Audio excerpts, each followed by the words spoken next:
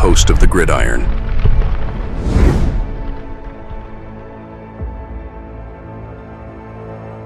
Fourth and goal to go with the 2.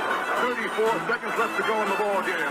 This is the play right now. Takes the snap.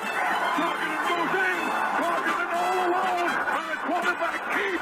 Wow, what a call. Nobody touched him. Now this guy here, of course, now you got your top tight end prospects in the draft. Now this guy here, you know, obviously we took, right? I mean, Theo Johnson, right? Last year, right? Now this guy here, you know, we're not taking him. Obviously we'd have to slide back and take him. Let me once again, let me share my screen here. Let's see if I can find this here. Okay, see, is this it? Yep. All right, here we go. Is that it? Yep. And look here, too. I mean, Michigan, my God, look at the players that they had. I mean, it's crazy. Right? The second-ranked tight end they had, Loveland, right? As I said, I mean, this guy looks like he was the second. He graded out a 91.3 from Penn State, Tyler Warren. He's the second-ranked tight end, according to PFF, ranking-wise in all of football. Second, the 91.3. But you'll notice each year, right, he got better. He was a 61, then he went up to a 70, then he went up to a 91.3. Warren is a do-everything tight end who any coach would love to input into their offense. He isn't a twitchy or flexible athlete who can unlock the whole route tree, but his versatility is incredible value in the run and pass game. He is worthy of a first-round selection. Then you got Colston Loveland. I mean, obviously you also notice, too, all of these tight ends are 6'4" and above. Big, tall guys. Colston Loveland, as I said, once again here, you know, I would not mind, you know, I don't know, obviously, you know, what the Giants have in store for Bellinger. If, you know, he's still a rookie and all of that stuff and everything, but, you know, he really didn't seem like he was going to, you know, he started off his rookie season going pretty good. And then, you know, then he was just kind of like leveling off and, you know, I don't know what they have in store for him, right? But we did bring Manhurts back, right? We got Dulcich, I believe. We got Bellinger, right? We got Theo Johnson. So, you know, I mean, we're not drafting a tight end in the first round or a second round, not like that. But this would be nice to have. I mean, if we can find somewhere along the line, you know, obviously maybe not this year, but maybe next year or something, you know, get a real good maybe receiving threat tight end. But there are a lot. Yeah, some good tight ends here too. Now, yeah, once again, I said, yeah, Loveland, who's 6'5", 245. You know, they got him as a 25th ranked player according to PFF. He was the 5th highest ranked tight end in all of college football with an 85.9. Loveland lacks the density to play as an inline tight end consistently in the NFL, but he brings plenty of value as a tall, long pass catcher with natural hands and crisp routes to line up as a big slot or X receiver. He also has some versatility to play attached to the line of scrimmage in certain situations. Then you got Arroyo from the U, 6'4", 245. Let's say Arroyo is a receiving tight end through and through who can line up as a wingback and in the slot. An NFL team hoping for a consistent blocker will be disappointed, though. If given a chance to show off his all-around athleticism, he can be a contributor as a big slot type. Then we got Mason Taylor from LSU, 6'5", 255. Taylor is a young and could be growing into his talent and, more importantly, his strength. In his current form, he is a tight end 2/3 candidate, more of a move tight end detached from the line of scrimmage as a receiver. But if he gets stronger, he can be a more versatile and consistent contributor. Then you got Terrence Ferguson, 6'5", 255 from Oregon. He's a nice receiving tight end with the length to play some inline snaps as the lower run blocking impact marks indicate that an NFL team won't want to use him much in that way. His true values are receiving and a tight end too.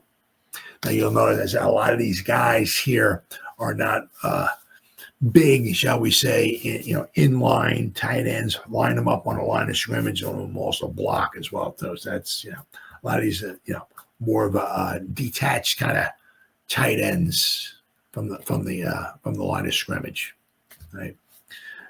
Then you got a guy from Bowling Green.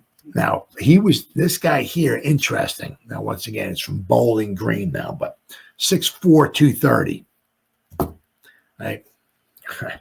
But once again, it was just Bowling Green. But Fannin, I believe it was Harold Fannin Jr., graded at 95.9. He was the number one graded tight end in all of college football. But once again, it was from Bowling Green, right?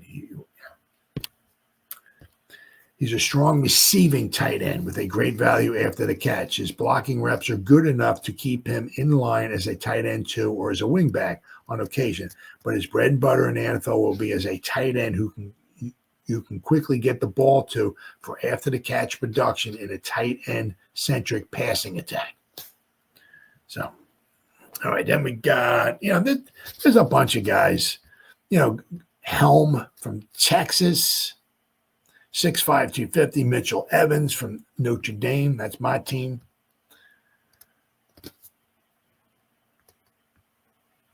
Urasek from Georgia, 6'4", 245. Brenningstool. Interesting. 6'6", 240 from Clemson. Jackson Hawes from Georgia Tech, 6'5", 260. Fedone the second, 6'6", 255 from Nebraska. That was all, so in the top 200, right? 1, 2, 3, 4, 5, 6, 7, 8, 9, 10, 11, 12, 13, 14. 14 guys, right? But you also notice in the top, this is where, the Giants, if they were going to pick up maybe another tight end, I'm not sure, because I said they have quite a bit on the roster. Okay, that they do. This is also, I believe, going to be Bellinger's final season with the Giants, because it was his rookie season, right? So if the Giants were going to go for a tight end, I could see him somewhere along the line, maybe next season, right? Because 2022 was Bellinger's rookie season. Then we had the Waller season, right? And then last season we had Theo Johnson with Bellinger. So this is going to be Bellinger's final season with the Giants. Do they bring him back or not? We'll have to wait and see. That'll be interesting to see. But why possibly the Giants might be? I would like to see us get maybe somebody who can be another receiving threat. Maybe somebody who can detach from the line of scrimmage, right, as a real good receiving threat. Maybe that's something we could, the Giants could maybe go out after maybe next season. Like I said, because we have some tight ends. I'm not overly thrilled with the tight end room, but I said we got Bellinger for one more season. Don't know if we're going to re-sign him in the off season. Don't know what they have planned in store for him. I mean, last year he was, wasn't a big time contributor last season. So we'll have to wait and see what they do with Warren. But this with Bellinger, sorry. But this season, you'll notice right here, I mean, in the top 55 prospects, according to PFF, only 2 of them are tight ends. This is not a tight end. I think it was last year. I think the tight end class was really, really good. Or was it 2 years ago? Maybe it was. There was one of them. There was a bunch of really good receiving tight ends. This is not the. I mean, some good ones, but they're not ranked that high. So, like at the top, as I said, the top 55 prospects, right? Only according to PFF, right? Only 2 of them are tight ends. The Giants don't need a tight end. As I said, I would like to see us upgrade the tight end room. Obviously, I said, don't know what Bellinger's going to wind up doing. We'll have to wait and see what they're going to plan are for Bellinger going forward. Don't know. But this is Bellinger's final season with the Giants. So will they re-sign him for next season? Don't know. But once again, we'll have to wait and see. But it's not a phenomenal.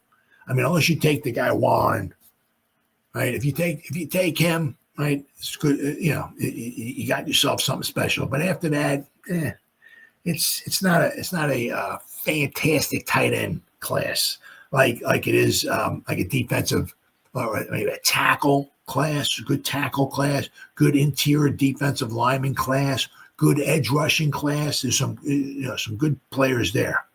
But as far as tight ends, not a super spectacular class for that. That's for sure. As I said, the Giants don't really need a tight end, this year. They got, maybe next year.